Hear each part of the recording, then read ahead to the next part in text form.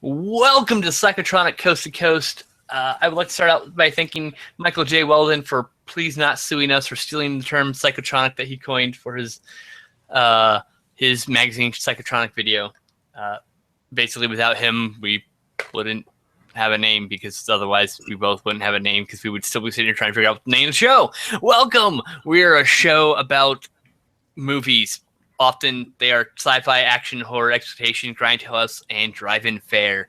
Essentially, all the movies you don't tell your friends you own. You can tell us. We're your friends.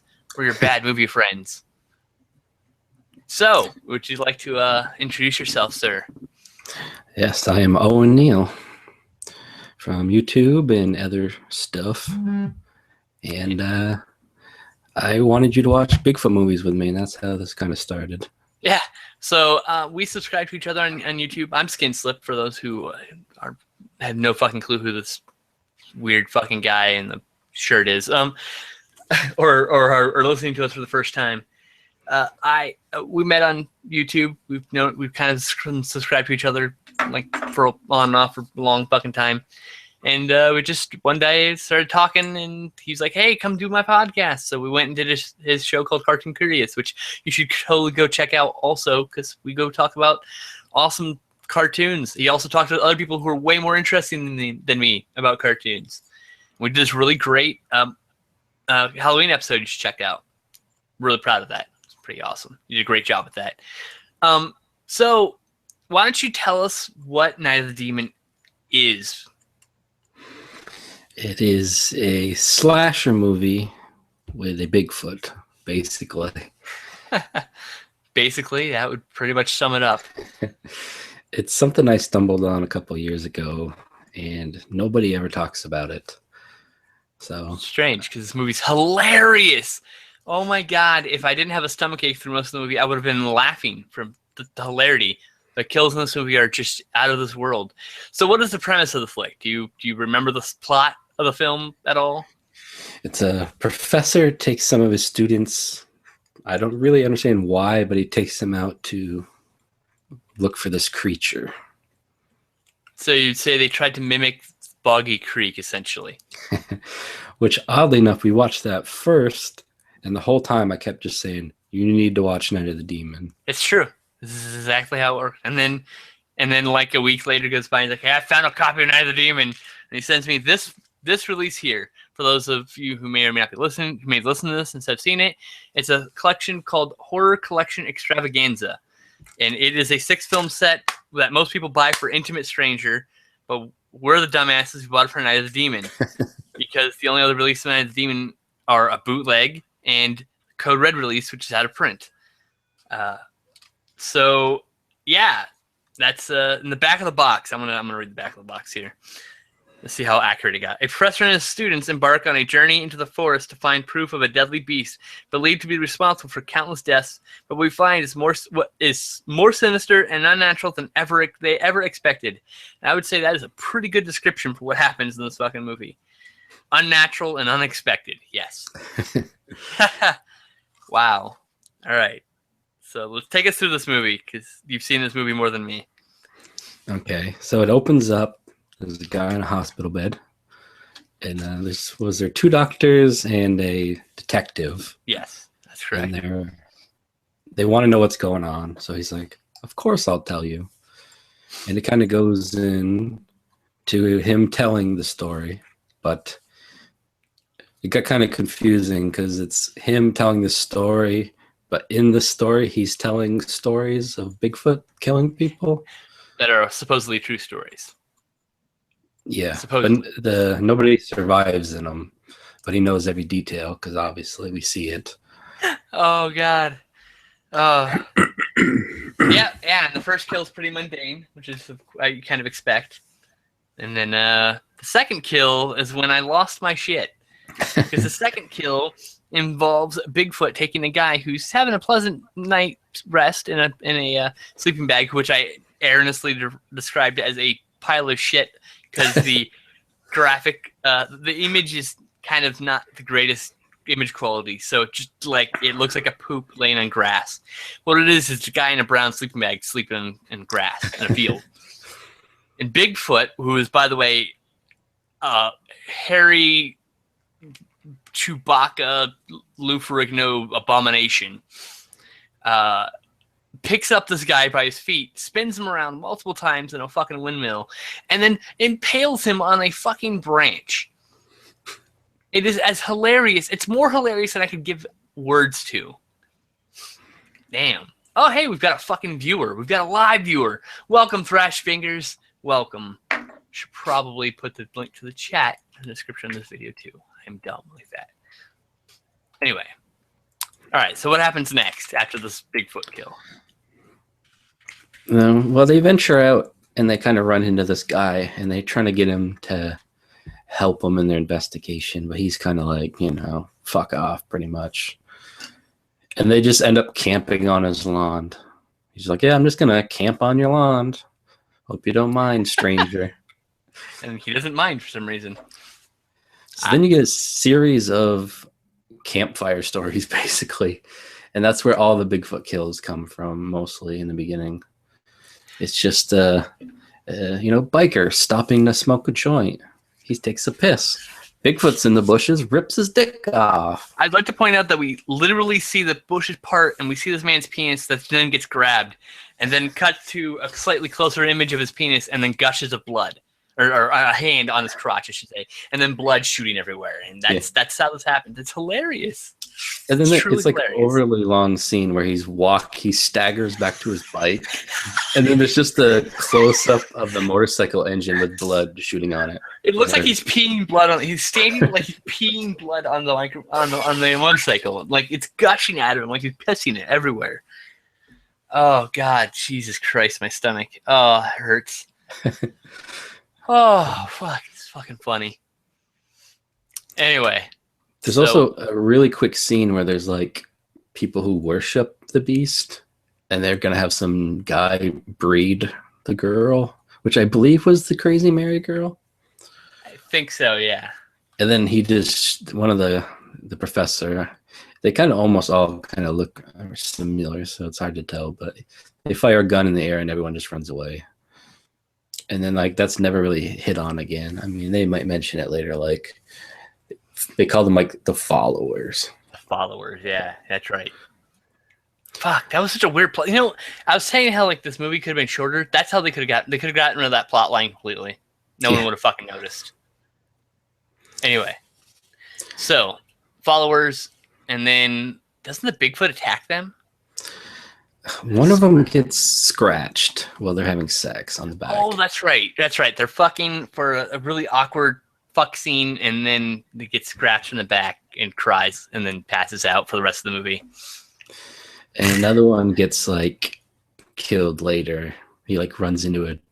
He doesn't run into a tree. It's almost like a completely black screen.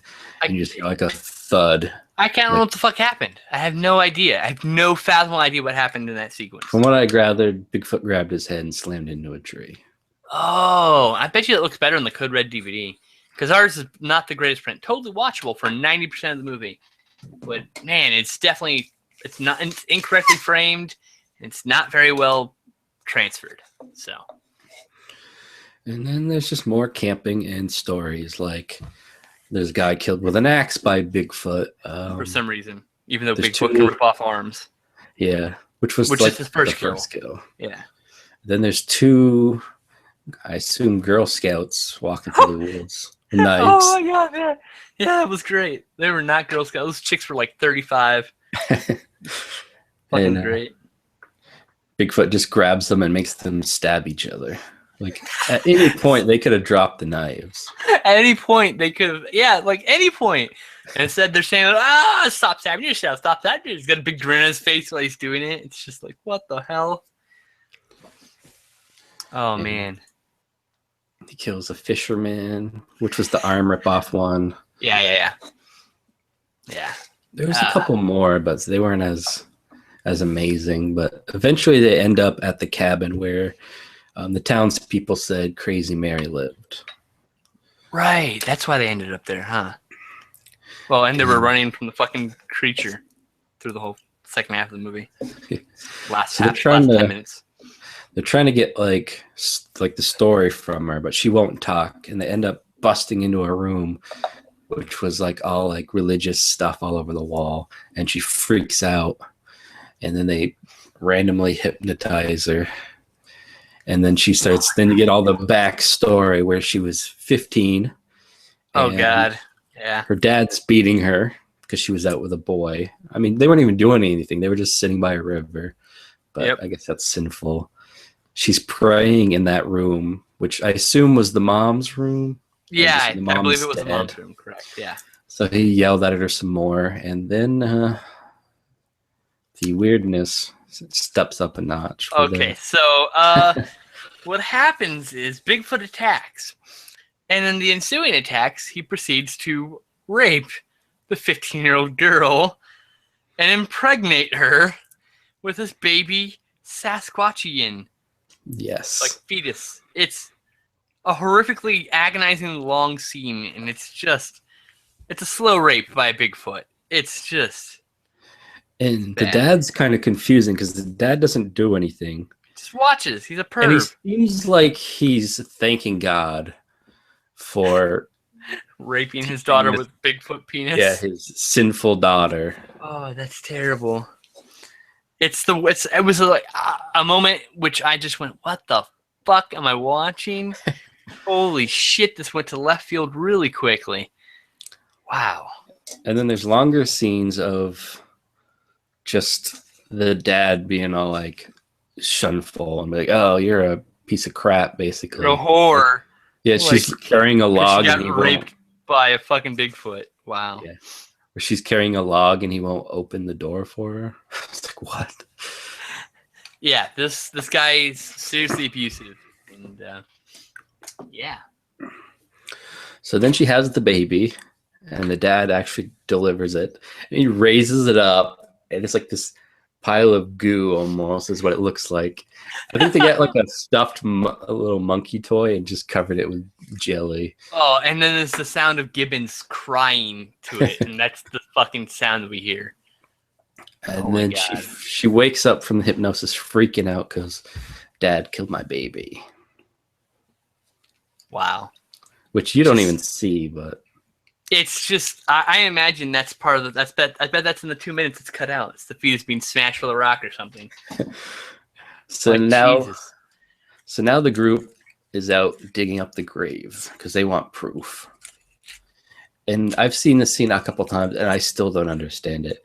They dig up the little coffin and they open it, and it's clearly a cow skull. It is absolutely 100% just a cow skull in a box. And they're like, "Oh my God, it's true! It's a cow skull this whole time." And somehow that's the proof they need that Bigfoot impregnated her. Wow, God. A cow skull. And then Bigfoot attacks. Yes. And they all run to the cabin for safety. They also learn that she killed her own father. It lit him on fire for killing her. Oh, yeah. That was a flashback within a flashback within the flashback. So 3 levels of flashback. It was some Inception level flashbacking going on. And we had to stop for a moment and like actually think about that. Like, wait a minute. Is this a flashback inside a flashback? It is a flashback inside a flashback. So, yeah, Bigfoot attacks, and it's like a new level of stupidity for these people. Like, they keep getting next to the window because there's bars on the window, so Bigfoot can't get in at this point. Mm-hmm. But they keep getting close enough where he can reach through and scratch and grab them. He scratches one guy, and he grabs one guy through the window and like scratches his arm, and then he passes out, I guess from the pain or from being a pussy, one of the two. And we don't see him for a little bit. And then I think he gets killed. Maybe he survives. He survives, doesn't he? He survives. See, like at least 3 of the guys look the same, so I couldn't remember who was supposed to be who. The guy in the blue flannel, I think, is the one who got scratched, if I remember correctly. Yeah. Do I know who that is? No. Wasn't the professor the one that got burnt? But at the end, he just had like just his nose and down. His whole face was burnt off, but all you saw at the beginning and the end were his lower half of his face covered in a white towel, essentially. And he's telling us the story through it, though he's not actually muffled. Bigfoot finally rips the bars off. He comes in and he starts picking them off one by one. And Some hilarious, some not so much. He lays one guy on a giant saw and just rubs him back and forth and does a little slit in his stomach, and then he just rips his guts out and he just starts swinging him around the room. Oh, in the cut, like jelly starts pouring out of it, like actual. It looks like pure jelly, just room temperature jelly. So it's all liquidy and gross and jelly. It's so unconvincing. It's ridiculous. He slices another one's throat on a window. Oh yeah, you can rip a guy's arm off, but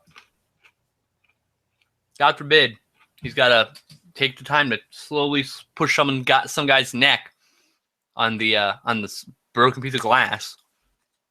Makes no freaking sense. It's like, what are you doing? Just rip his head off already.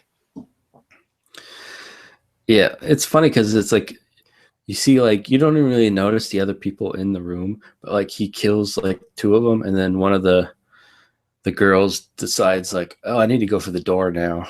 And he just turns around, kills her, and then another guy's like, ah, and that's like the professor, I believe. He just burns his face on a stove. Point blank, smashes right in the face. Then we cut to slightly closer shot, of course, and we see his face peeling away and it's being burnt in one seamless shot. It looks really cool. Pretty well done. Pretty cool way of doing that, but Jesus. And then just a hard cut, and they're back at the hospital. No explanation how anyone got away, mind you, or how anyone's still alive. And I love, like, he's told this whole story, and then, like, excuse me, they told this whole story, and then it's just like, knock him out with some drugs. We're done with him. And then they call him criminally insane with no evidence that he killed anyone at all. No evidence. And I swear the detective was at the scene, because there was like a guy with a badge at the scene where they were having some guy mount that girl next to a Bigfoot statue. But maybe I'm wrong. I think the whole town was in on it. That's what I'm thinking. The whole town was in on it. Yeah, it was some Scooby-Doo level shit. But another way you can interpret it is it was him with a psychotic break. He was just manifesting the Bigfoot, but he was actually doing the killing. It's a little more cliche. Since this movie is fairly cliche. I want to believe that there's Bigfoot, though. It's all Bigfoot. It was always Bigfoot. Oh man, this was a real fucking treat. This movie right here, I could not have prepared myself for this. Because this is our second movie we've ever watched together, so yeah. You weren't truly believing me when I said that it's a fun movie. I did not expect it to be so over the top bad. I just did not. And I like to point out that the director of this movie has only directed this movie, nothing else. There is another movie called Night of the Demon. It's from 1957, I believe, and that demon looks horrendous also. We'll probably end up watching that at some point down the road. But I mean, if you hit a home run the first time, why make another movie? I suppose. I mean, the guy who did Mutilator also only did one movie, Buddy Cooper. So, it's just interesting how these guys get into the 80s was rife with these guys. They caught in, they made these cheapo like horror films, and then they got out, and that was it. They made the money and ran. There's nothing wrong with that, of course. It's interesting how some are much more remembered than others. And it's not like it was easy to make movies back then either. Like today, you just grab your phone and you could go shoot a movie. I saw 2 movies last year that involved being shot on iPhones. 2, Jennifer and Tangerine. Those were shot on iPhones. Both were good in their own right, honestly, actually. I mean, like back then, you had to go edit the film somewhere and all that good stuff. Actually, chop film. Yep, splice it together with tape. Run optical effects and shit. Like, oh, speaking of optical effects, there's the crazy red Bigfoot vision we keep repeatedly seeing during the movie. Yes. So badly done. If you watch enough Bigfoot movies, you will see that. Not necessarily the red around it, but you'll see some type of like Bigfoot vision. Like Like, it's not enough that you hear a creature making noise and you're like, oh, Heavy that's breathing. Bigfoot. Yeah. But it's like, no, we need to have some type of circle let you know it's Bigfoot. Just in case you're too dumb to figure it out, this is Bigfoot vision right here. And whenever someone's like, I saw Bigfoot kill someone in these movies, like, it was probably a bear. Yep. Probably a bear. I mean, it's not like it's a criminal mastermind with a bear hand or anything. This is no snake eater. Oh my god, this movie. Yeah, I noted during the movie it's basically a slasher film. If you would take out the Bigfoot sequence and put random guy with a mask, it could have been a slasher film through and through. So I guess this can go in my slasher collection. I don't have a Bigfoot movie collection yet. I feel the feeling you're gonna make me end up with that at some point. We'll watch all the ones on YouTube first. Oh man. So this got released by Code Red, and there's this wraparound segment from Maria. What is her fucking name? I want to say Maria Menounos. That's not her name. She is her name's Maria. And she is it's her Maria B movie like line that Code Red did when they were first starting out in DVD there, and it's got this WWE wrestler and she does like intro to the movie and an outro, and hey, it's kind of like Elvira but not as good. You can avoid that edition and just get the $6 release, which is technically also stupid rare, but also only $6 because no one wants it. So it got recalled, apparently. So go figure. Yeah, and you get more than one movie this way. Yeah, this was released by Image Entertainment, so it's not like it's released by a nobody. It's not some fly-by-night company. They've been around for over 15 years, so. Yeah, but you can find this on Amazon for like $6, strangely enough. So. Would you buy this on Blu-ray? Probably, but I'd have to see some pictures or something.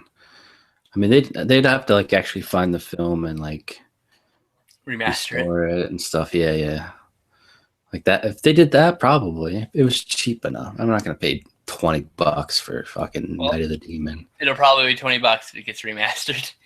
25 probably. And they need to find the cast, do a commentary. Oh, dude, at least get the fucking director. As if he's still alive, you know. The director and Bigfoot.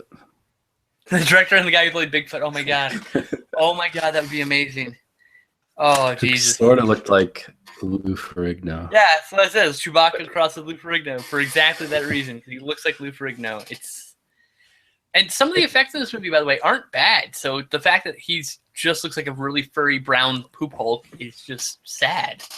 It's hilarious. It's weird though, because some scenes it looks like a full suit, but other like when the close up, they just like painted his chest and his arms brown and just put a little bit of hair here and there.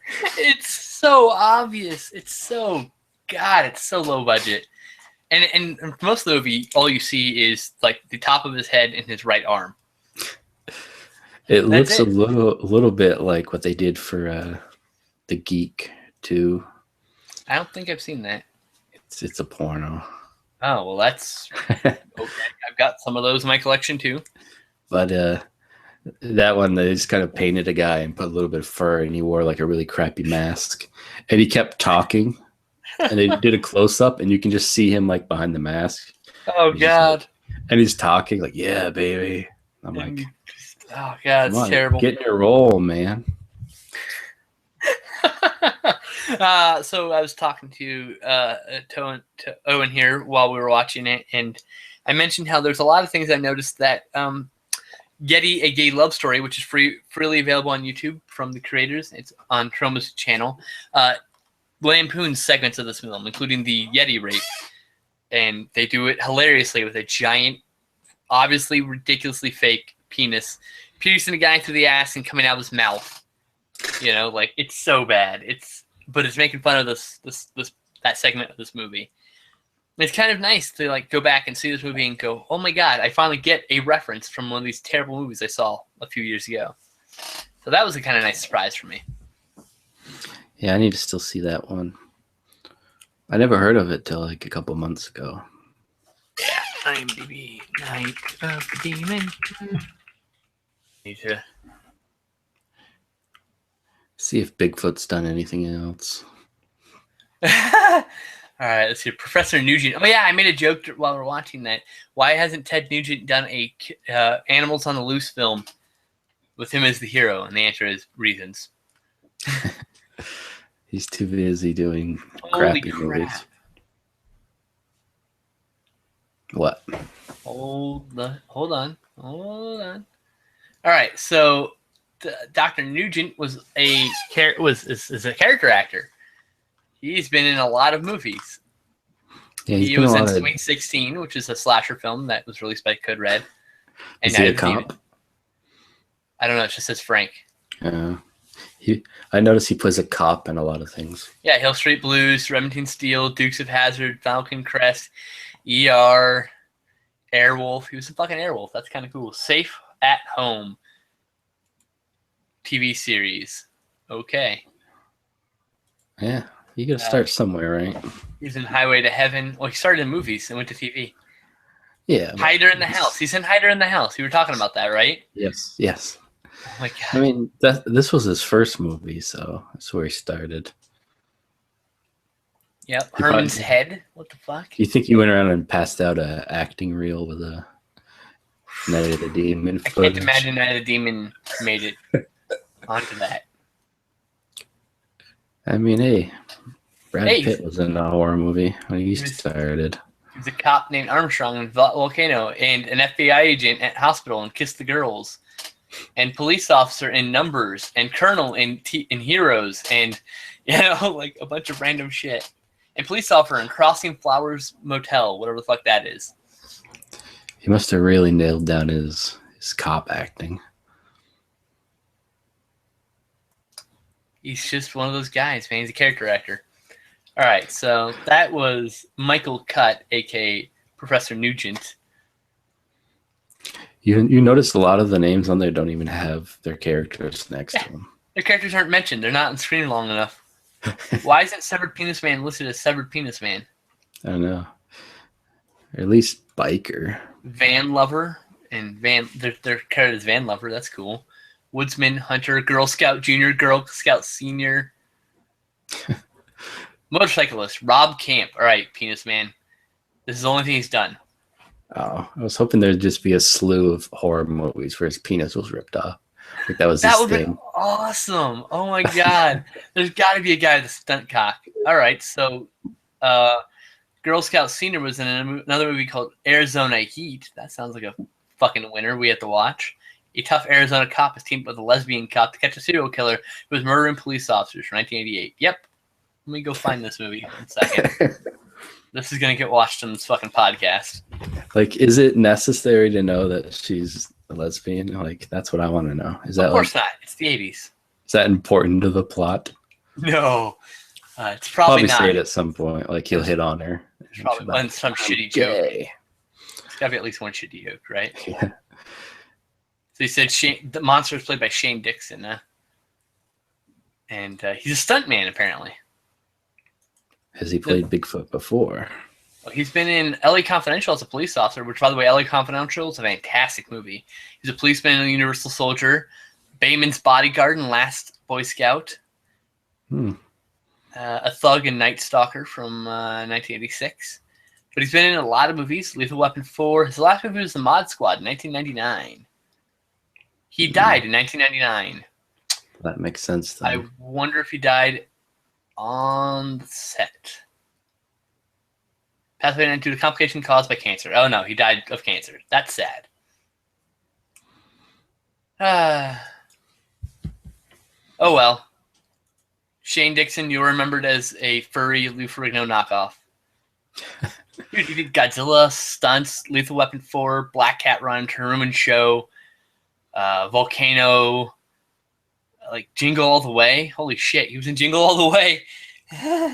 Was he Arnold's stunt double? Just as stunts, so probably. Last Man Standing, there's another great movie. Angus, man, he's been in a lot of fucking movies. He was probably Sinbad's stunt double. Oh my god, that's wow. That was really wow. That Jesus Christ, dude, he's an Exterminator 2. That's fucking awesome. It's been a while since I've seen that movie. 1 and 2. All right, so what are the connections here? Okay, cinematographer. You were crap. His name's John Quick. Wonder if that was descriptive instead of as the actual name. He's like, I got an idea, guy. Pitch black. You can see nothing. He did Night of the Demon in 1980, and then his second credit was Laura of My Dreams, which is a short film from 2005. Someone saw Night of the Demons, like, we need that guy. And he edited Star Worms 2, Attack of the Pleasure Pods, which is now another movie I've got to find. Sounds like a porno, but with worms. Yeah. Special effects. Susan Brott did Night Patrol and as a grip, and then this movie. That's it. So that's the entire cast. A whole bunch of people who have done nothing. I would have figured different, man. I know, like, seriously. It's been a jumping platform for Oscar winners. How about writers? Mike Williams wrote the screenplay. Nope. Only thing he ever wrote. How about Jim Ball? Nope. Only thing he ever wrote. All right, then. There you go. So this was, in every way conceivable, a one-hit wonder film. Except it didn't even hit. Yeah. Didn't hit anything. A one-miss wonder film. And we watched it, and now you need to go watch it because this movie's awesome. And watch it with friends because it needs friends. Yeah. Unless you really want to just laugh by yourself, which I guess is fine. I suppose. I would have been bored if I was by myself. All right, so I guess there's not much more to say about this movie. So do you have any final thoughts? No, it's just something I watched a couple of years ago, and every time I mention it, people just looked at me like, oh, Night of the Demons. I'm like, no S. Take the S off. And not the one from 1957 either. From 1980. 1980. Yeah. And then you try to explain it to people, and they're just like, that doesn't sound very good. I'm like, it's not. It's not good, but you'll love it. That's the point. It's not good. It's hilariously bad. It's Samurai Cop Hannon in a wig losing it in the first 5 minutes of the film. Bad. It's bad. You know it's bad. It's okay. It's supposed to be bad. These people thought they're making a good movie, which is even sad. So that's the scary part. It's like when a friend stops by, you put it in and go, watch this. Look at, he ripped his dick off. It's probably the most memorable part of the entire movie is the dick ripping off, and the next being the fucking sleeping bag kill, of course. But obviously, Friday 13th tops that one. So, yes. Yeah, it's like a friend test. If they don't laugh at those two scenes, you know, they're not that good of friends. Yeah, you're friends, but you're not really friends. All right, so I guess we'll wrap this up. This is a nice short episode. We plan to do this when we want to do this. So we'll watch movies and then we'll report back. There you go, guys. Any last words or anything you want to pimp out, promote, anything? Not really. All right. Check out Owen's channel. Search Character Curious on iTunes. If you like this video, like. If you don't like it, thumbs down. Leave a comment. Let's talk about this shit. Peace, guys. Bye.